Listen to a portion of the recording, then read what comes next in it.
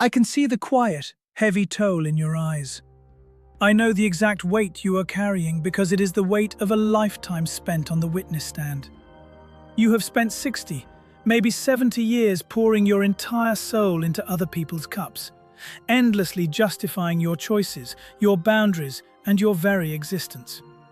You built foundations for them. You swallowed your own tears so they would not have to see you cry. And you compromised your own peace to ensure theirs. And now, in this quiet chapter of your life, when you finally deserve a return on that massive emotional investment, you are faced with a brutal, heartbreaking reality. The people you bled for are still demanding more, and worse, they demand that you explain why you are finally choosing yourself.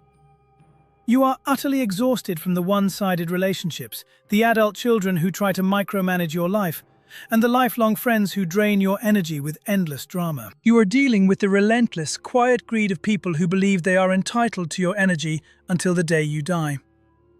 They look at you and demand to know why you are not attending that family gathering, why you are spending your money a certain way, or why you simply want to be left alone. You find yourself trapped in the exhausting cycle of saying, "I am just tired," or "I cannot make it because," out of a deep-seated fear of disappointing them.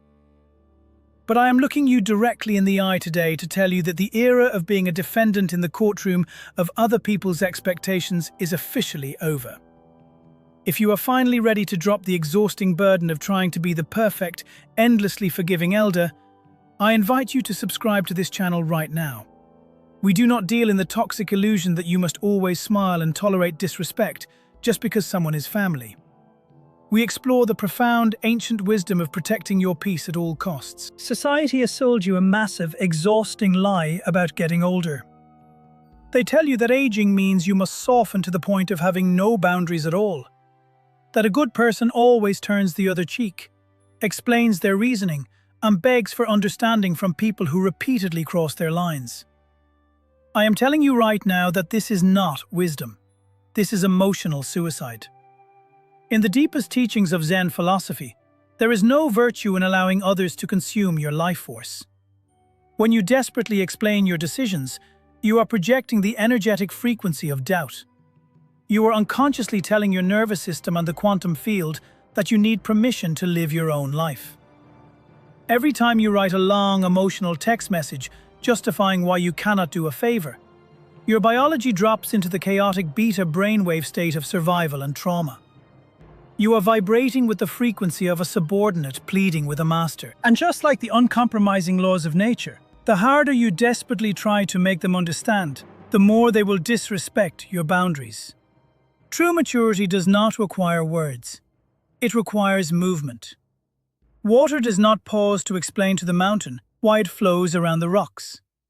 It simply yields to gravity and effortlessly finds its path. For decades, you have filled your energetic field with anxiety about what your children will think, regret over your past, and the chaotic noise of other people's demands. In the monastery, there is the concept of the empty bowl. An empty bowl is not a symbol of poverty. It is the ultimate symbol of capacity, readiness, and unshakable peace. Right now, your bowl is overflowing with garbage. There is absolutely no room for a miracle, for silence, or for joy to enter your later years, because you are occupying every single inch of your mental real estate with the exhausting need to be understood. You must create a spiritual vacuum. You do this by stepping into the profound, terrifying, and beautiful state of absolute neutral sovereignty. When an adult child tries to guilt-trip you about your choices, or an old friend questions your need for solitude, you do not argue. You do not explain. You offer them the terrifying, beautiful silence of the mountain. You must implement a rigorous, uncompromising daily protocol of self-regulation to break the habit of the chase. The first habit is the finality of the period. From this moment on, you will replace paragraphs of justification with short, neutral sentences. You will say, "That is my decision," or "I have no interest in participating in that." And you will place a firm, immovable period at the end of that sentence. You will not add the word "because." The word because is the gateway to the trap. The second habit is mastering the biological vacuum. When someone demands an explanation, and you feel that familiar spike of cortisol, that urge to defend yourself, you will consciously pause for 3 seconds. You will drop your shoulders, breathe slowly into your belly to signal to your vagus nerve that you are entirely safe, and you will allow the uncomfortable silence to hang in the room. You will not rush to fill the quiet with apologies. Let them sit in the discomfort of your silence.